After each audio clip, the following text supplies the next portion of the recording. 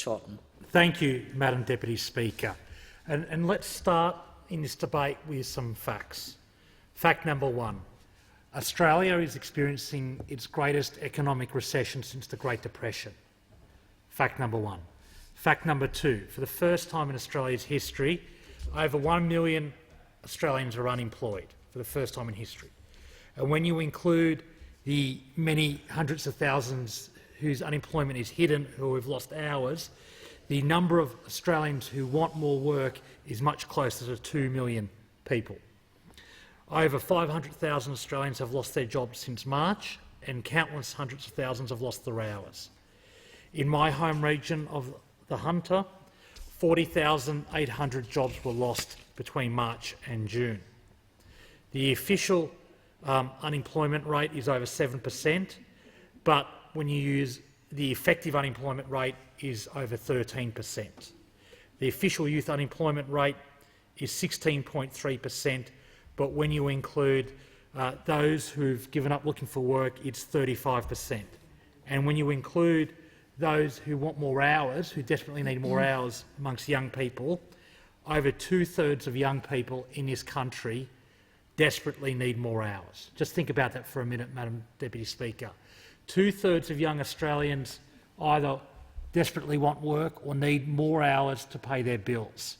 This is indeed the greatest economic challenge this country has seen since the Great Depression. And the challenge is much worse because this government has had to be dragged kicking and screaming to taking action. They resist it with every fibre of their body. When Labor first proposed a wage subsidy, this government resisted it. They resisted it strongly. They had to be dragged kicking and screaming towards it, and even when they did implement it, they implemented it incredibly poorly. We saw massive issues, particularly 1 million Australian workers excluded, 1 million Australian workers who had the misfortune of being casual workers with less than 12 months' connection to their workplace, or who performed a series of short contracted jobs in the gig economy. So from day one, even when this government supported the wage subsidy, 1 million Australians missed out. But nevertheless, the Jobkeeper has been massively important for Australia and my region in particular. For example, the travel industry has been gutted by the pandemic. A Warners Bay travel agent who I spoke to has told me that she was extremely grateful for the Jobkeeper program, which has given her business the ability to remain in some ways operational.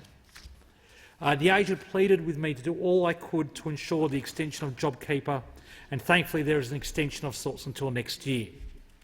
Although many businesses won't qualify under the new criteria and the rate is going to be reduced drastically at a time when the economy needs more stimulus, not less.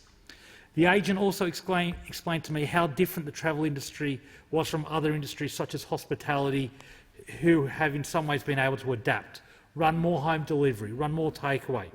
Her business relies totally on international and, to a lesser extent, interstate travel, which of course has been drastically curtailed.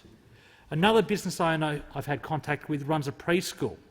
She too is overwhelmingly grateful for the wage subsidy that was implemented, which allowed them to remain operational. However, the government completely failed to deliver on its promise of free childcare, and in fact Jobkeeper was removed for early childhood education centres in July.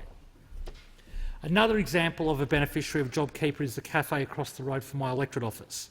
Although they had to shut for a while at the start of the pandemic, they were able to support their staff through the initial period until restrictions were eased and they were able to reopen. These are just a few examples of businesses in Shortland who have been able to survive in this unprecedented economic Armageddon because of a wage subsidy that Labor championed from the beginning of the crisis, that the Coalition resisted and dismissed as unnecessary. How wrong they were. But, Madam Deputy Speaker, there are significant problems with the changes afoot in this legislation. For example, a constituent of mine runs a large party supply firm that's actually located in your electorate that employs 20 people. And he's contacted me to outline that although they've been severely impacted by the downturn, they did have one relatively good month of trading in July, which would make them not eligible for the October to December quarter of assistance under Jobkeeper. This business will be trading significantly below 30% in both August and September, but as it stands won't be eligible moving forward. This is an anomaly, and I urge the government to address this for businesses in this situation. 20 families who currently receive the payment will have it cruelly taken away. Madam Deputy Speaker, the stats on Jobkeeper in my area are that 4,150 Shortland businesses and organisations applied for Jobkeeper. 15,769 Shortland workers are on Jobkeeper, and in fact 23% of Shortland working age residents are on Jobkeeper. If Jobkeeper ends, $23.5 million will be taken out of the Shortland economy per fortnight. And with the cuts embodied in this legislation, many millions of dollars of Jobkeeper assistance will come out of the Shortland economy. That is desperately needed economic stimulus to keep Shortland businesses going. We have many shops that are closing, Madam Deputy Speaker. When I go through the town centres of many of my communities, I see more and more vacant shops. So the situation is not getting better. So for the rate of assistance to be cut and for the industries receiving Jobkeeper to be cut at this time is very premature. Millions of dollars per fortnight will come out of the Shortland economy. So instead of these drastic cuts, this government should be laying out its future vision for jobs. They should be having a jobs plan to combat the worst economic recession since the Great Depression. But we don't have that, Madam Deputy Speaker. We have the government reverting to its base instincts of reducing the size of government, removing assistance, saying that business will fill the gap. Well, Madam Deputy Speaker, I'm yet to meet a business that can invest in this environment with any certainty, especially when money is being pulled out of the economy. What we need is a vision for a future for the Australian economy, a vision that should be grounded in bringing manufacturing home.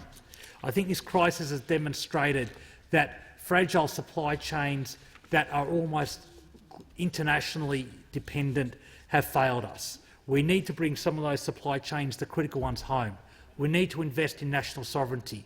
We need to reinvest in national manufacturing powered by cheap renewable energy. And that's why Labor has been so forthright in saying that we should use this crisis to have a green-led recovery. We should turn the COVID recovery into one powered by cheap renewable energy made reliable by pumped hydro and batteries, because that is the future of energy in this country.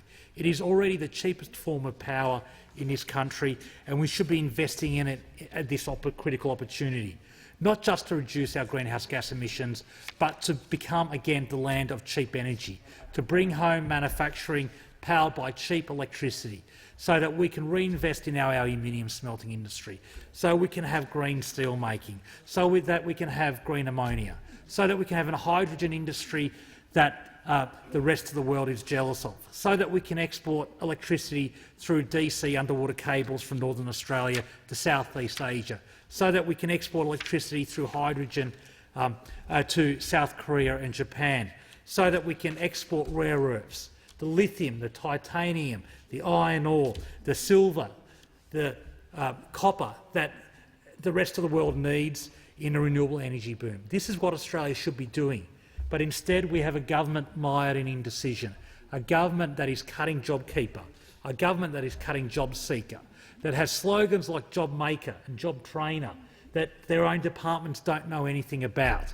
So this is the critical challenge for this government.